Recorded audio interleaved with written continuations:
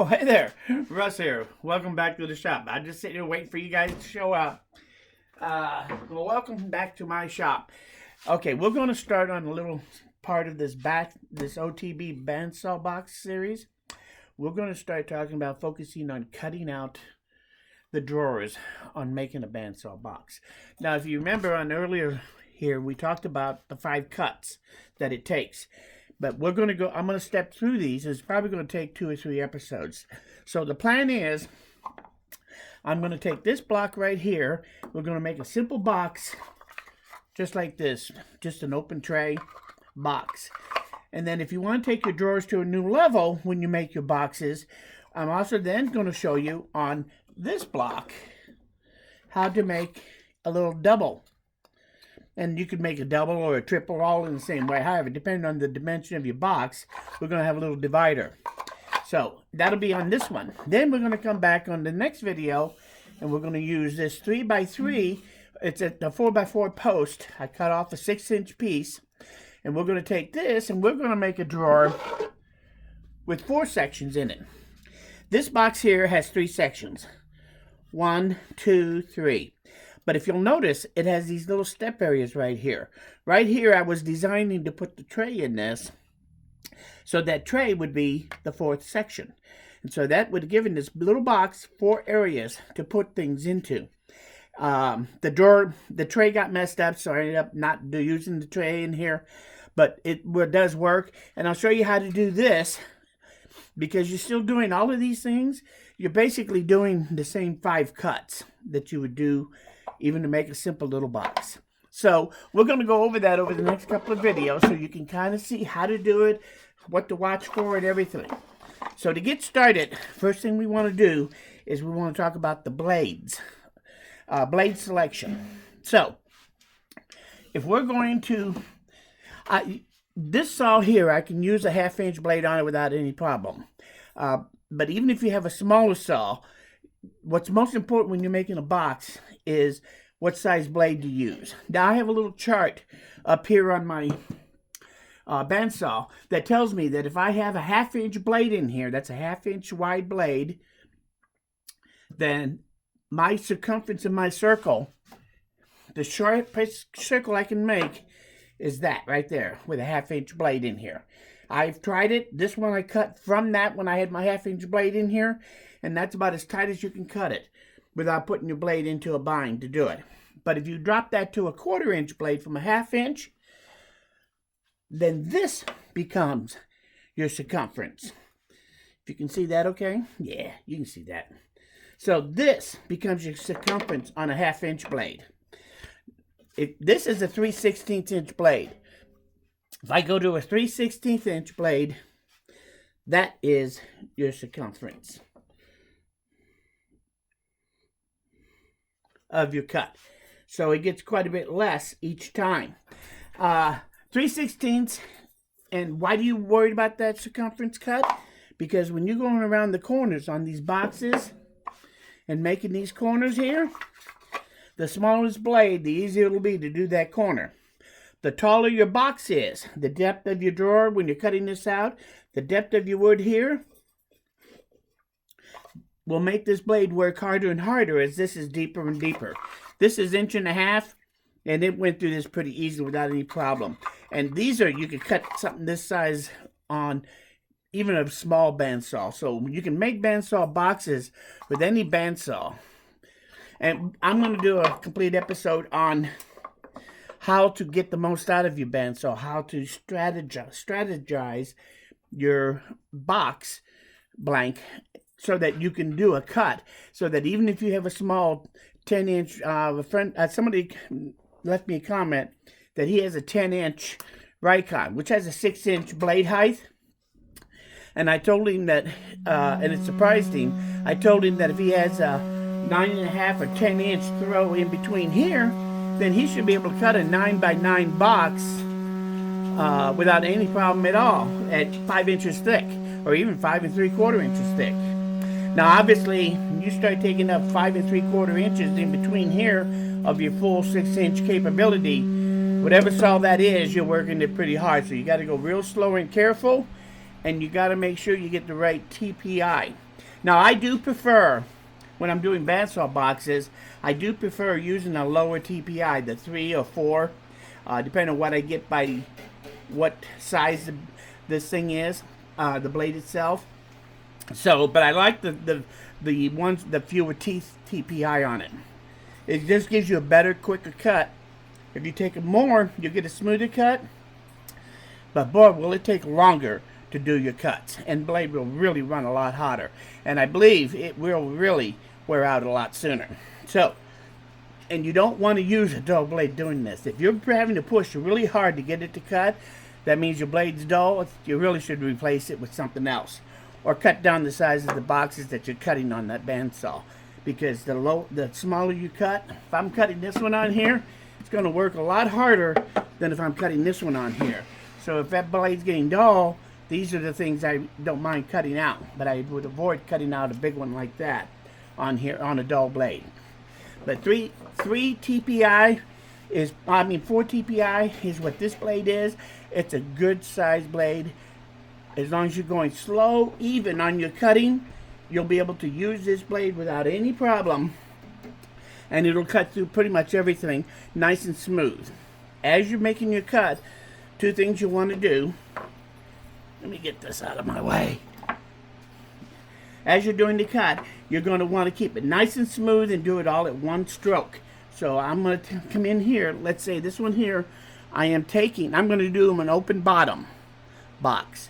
So this area here that's X'd out, this area underneath the drawer will actually be open area, like this. So, and you can also do one, I could do this to where it would be like this. I don't like, whoops, not that one, this one, where it's like this, where it's a closed bottom and top.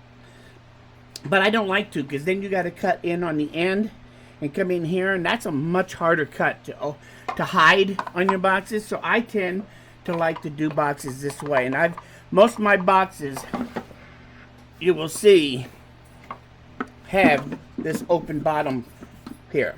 So, and that's what I'm going to do on these 2. I'm going to do the open bottom, but that's just a matter of where you enter and exit your cut.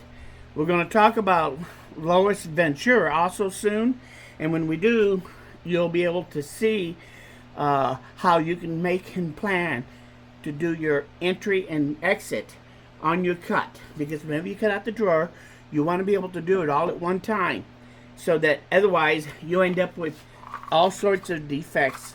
Where's one? Where I showed I stopped. Right here is where when I was cutting this out of here, I started and stopped apparently twice for some reason, and that made it very difficult. And as you can see, it tends to cause that blade to go off a tiny bit if you're not careful, and you'll have it rougher. Now that's not a tragedy, but that just means a whole lot more sanding. So you want to do it in one straight motion, same speed all the way through the cut. Feel the cut as you go, because sometimes it'll push harder to keep the speed the same, and then when you get to when you're going along the grain, it'll push much easier to keep the same speed. So you want to try to keep your speed pretty much the same. I always draw my lines ahead of time, just for my own sake. You could do this freehand without drawing any lines, but that's usually how they look when you do that. That's what I did here. I didn't have any lines really drawn for it.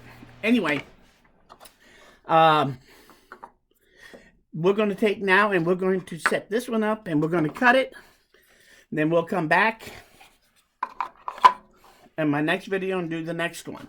So let me get all of this out of my way. Let's get a little light here. And let's take, one thing I have to do, I put my marker back here to cut my back off. Because you definitely got to cut your back off. If you don't, then your drawer will come out the back and you'll have no way to stop it to come back out. Now that's an issue that we'll talk about later on when we're making drawers, because that's one of the things you'll make as a mistake. And I'm going to do an episode after we've done some of the steps the right way. I'll show you what happens when you get the wrong step and what you might be able to do to still save the project. So there's lots of videos I'm going to be on this.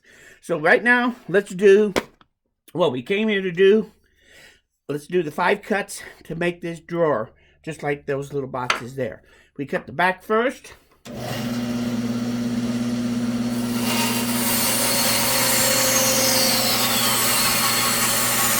I'm just gently pushing straight through. And that cut doesn't have to be perfect, because you're going to glue that right back on there. And when it's not perfect, you actually get it to kind of drop into place like it needs to be able to get it to sit down in place. So, but now we have the back off. Make sure you mark the back with a B for back. And I put a little arrow up, because this is the top. I have an arrow here toward the front, and this says the top. And on the front, put an F and an up arrow on it there. So now we're ready to cut the second cut, and that's the cut for cutting the drawer blank out of the frame, the box itself. Okay, now this is going to be our ending line eventually, so all this area in between is cutting out. So we're going to go in and come up on this line and follow this all the way around. And when we get back on this side, before we hit where we went in, we want to come out as close to where the entry point is, but we don't want to cross the two particularly, because that gets real difficult. It shows up real quick in your sanding if you don't have more than you need to be able to sand it down to where you want it. Don't try to use the blade to get you exact on this area down here, because you can sand this off nice and flat easily, which you're going to do anyway. So let's do this cut, and then we'll talk about it, see how it goes. So in I go, and around.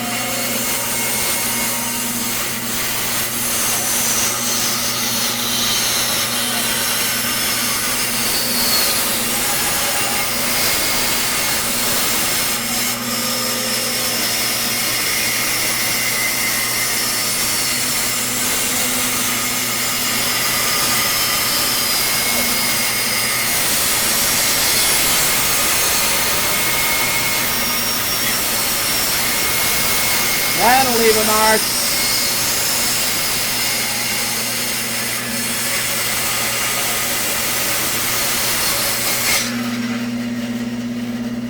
And there's my cut. There's my exit and my entrance. And now I can trim this up to where I want it.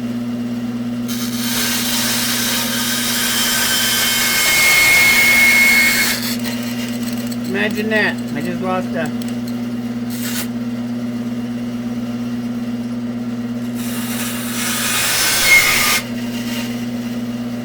And there's a frame all ready to go. So now we want to mark this out to be able to cut our tray out. Got to cut the front and the back off of it, and then we turn it up on its side and cut out the little bi-directional snow sled. So let's just take, and I just use a finger here, and I draw a line of how thick I want those sides to be on this box. And we're going to just cut those off real quick. This is the front, so I'm going to put this as the back and put an up arrow, because I'll be cutting them loose from the body. I'm also going to now mark the bottom and put an arrow toward the front, so that I don't accidentally cut this upside down and get an upside down drawer in here like I did on that one. This is where that can easily happen, so pay attention to be sure where the bottom... This is going to be cut away here, somewhere right here. So we'll get into that in a minute. So let's cut the two side pieces off the drawer. Now usually I like to do this when it's nice and flat. And we do have a problem here. So I'm going to try to smooth this up a little bit so that I can get a flatter use here.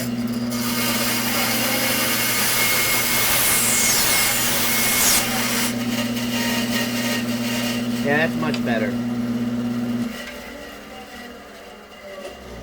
So now I can do the two side cuts. So let's do those right here.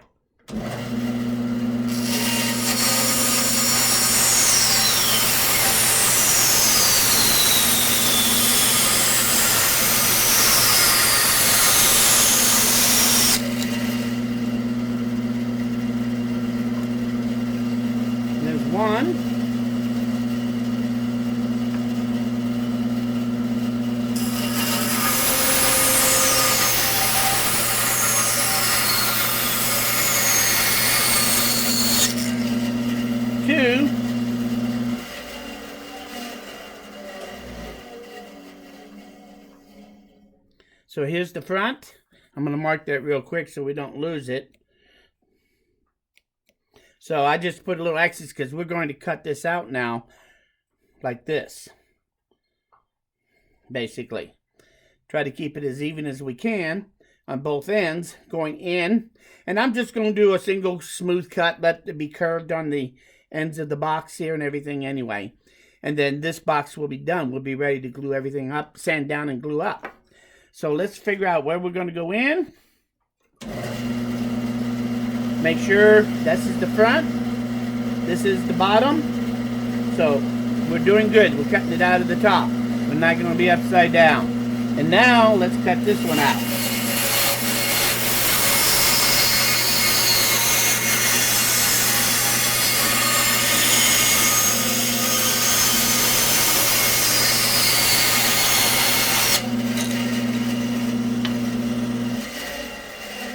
And there we go. So now we have our, there's the front is over here. So there's the front. This is up. So it goes like this. This one is up here. So I glue this back together. And we can take this one, glue this back on the back. And we have our box. So that's the 5 cut on a little small one, a small sample. I'll glue this up. If you want to see the series of me gluing this up, but that's pretty straightforward. You're just really taking and gluing the 2 sides back on the snow sled to make it a tray. Glue the back on here, and you'll have some sanding to do to clean up. If you're going to do any sanding in here to smooth it up, do it before you put the back on. So, but I'll sand the pieces up. Do not sand the back here or the back here where these 2 pieces join together. Do not be, no matter how tempting, don't sand it. You'll make it worse than if you just put it back on, clamp it, and glue it. Then when you sand down, that will all pretty much disappear. Now over here on the end grain, you'll be able to kind of see it a little bit, but you can see it still blends in pretty well there too. So some of them look better than others, but that's the 5 cut. That's how you do it. So on the next one, I'll do it real quick also. If you're interested, let me know. And I'll do another one. And on this one, we're going to make this tray, instead of being a single chamber, we'll make it into a double chamber. And I'll show you how to do that in the process of doing it. We'll go over the 5 cuts again on this one to make it come out the same. This one's a little bigger than those, intentionally because I wanted to make a 2-drawer thing. Then when we get done, we'll move on to bigger boxes, regular sized boxes. And I probably am going to do an episode in the very near future about figuring out how big a box you can make, the strategies to do it, so that if you have a smaller bandsaw, you can still do quite a large bandsaw box on there with a little bit of ingenuity, a little OTB thinking. So stay tuned. We're going to do that too. If there's anything in particular you want me to talk about, just leave me a comment. The reason I'm going to do one video about how to do it even with a smaller bandsaw, you can get a bigger box out of that than you think you can. And after I show you the tricks. But that all is inspired by somebody that asked me a question about that. So don't be afraid to ask a question. It may even turn into a full video explaining what we had there instead of a simple comment. So stay tuned. Your comments are always appreciated. Your ideas and thoughts, share them, because everybody else likes to see that stuff too. If you like this video, you learned something here, hit that like button. Lets me know that I'm doing something right. Most importantly though, please come back again, because quite honestly, I'm nowhere near done. Oh, that's good. Thanks, and we'll see you guys again very soon.